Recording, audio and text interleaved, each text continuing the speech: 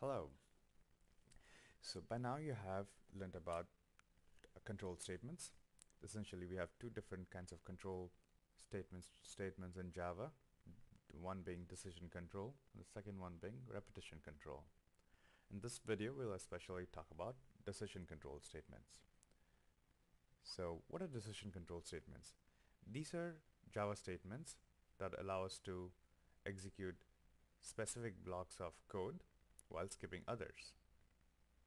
A common way of doing this is using if statements. We'll learn about a little more about it soon. If else statements and if else statements. So let's take an if statement for example and see what happens. If expression 1, then do something. Else do something else. So for example, expression 1 is a Boolean expression, basically essentially some expression that should evaluate to true or false. We all have learned about operators. So this is an example, this could be an example of a Boolean expression. A equals true. This evaluates to true or false. If A equals true, then the expression will be true, else it will be false.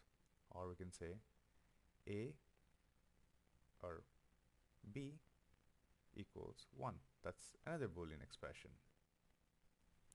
Or we can say B greater than 3. That's another Boolean expression.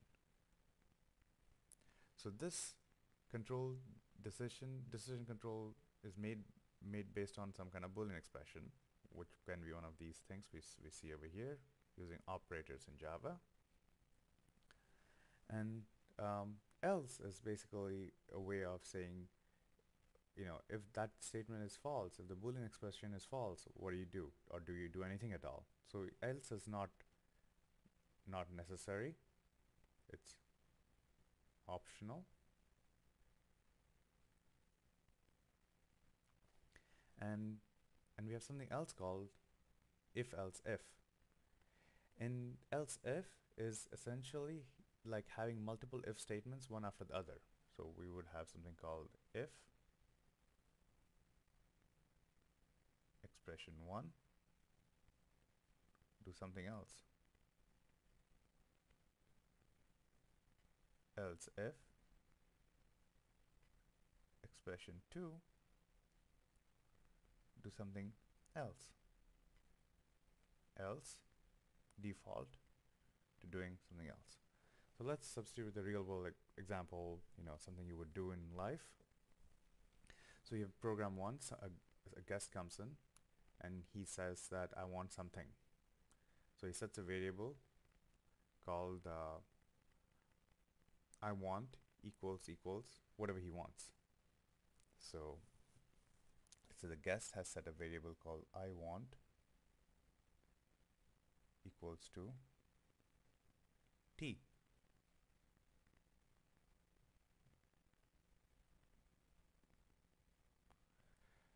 So here, if now we have this input from the guest and we want to see what does he want, and we want the program to figure that out.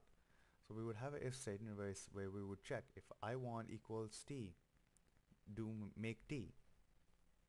Else if I want equals coffee, make coffee.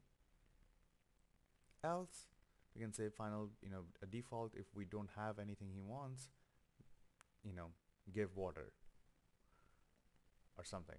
So that's in a way one way of thinking about it, how we make decisions in real life, and it's very similar to how we make decisions in a program. And now we have something else called switch statement. Switch statement is essentially very similar to the if else if decision control statement, except for one key difference, which is these expressions are not Boolean expression anymore in switch statement. They are a switch value. What's a switch value, you would ask? So the best way to talk about it is using an example. So switch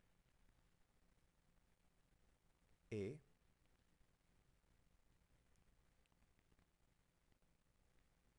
case 1, case 2,